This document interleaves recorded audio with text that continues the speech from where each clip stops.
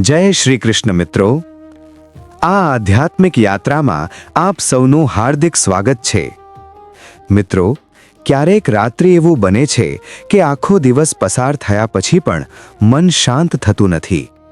શરીર થાકી જાય છે, પરંતુ વિચારો અટકતા નથી. ક્યારેક ભૂતકાળની વાતો યાદ આવે છે, ક્યારેક આવતીકાલની ચિંતા મનને પરેશાન કરે છે. પરંતુ ભગવાન કૃષ્ણ કહે છે કે મનુષ્યને સૌથી વધુ થાક કામથી નથી લાગતો, પરંતુ વિચારોના ભારથી લાગે છે. એટલા માટે રાત્રે સૂતા પહેલા મનને શાંત કરવું ખૂબ જરૂરી છે. થોડા ક્ષણ માટે આંખો બંધ કરો અને ભગવાનને યાદ કરો. દિલથી કહો, હે કૃષ્ણ, આજનો દિવસ તમારા આશીર્વાદથી પસાર થયો.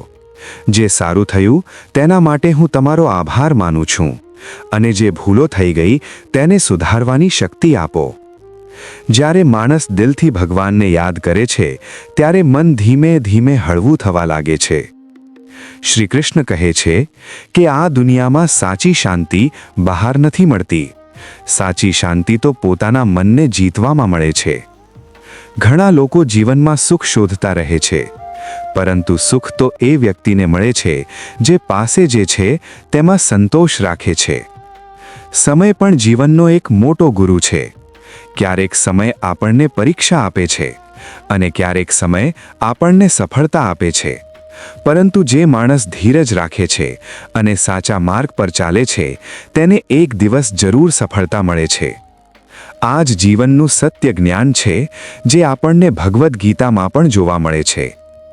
મિત્રો, જો ક્યારેક તમને રાત્રે ઊંઘ ના આવે તો ચિંતા કરશો નહીં. ધીમે ધીમે ભગવાનનું નામ લો. હરે કૃષ્ણ, કૃષ્ણ કૃષ્ણ હરે હરે.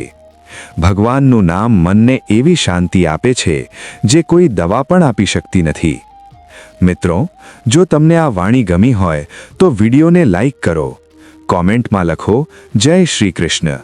અને આવી જ ભક્તિભરી વાતો સાંભળવા માટે ભક્તિધારા ગુજરાતી ચેનલને સબસ્ક્રાઇબ કરવાનું ભૂલશો નહીં.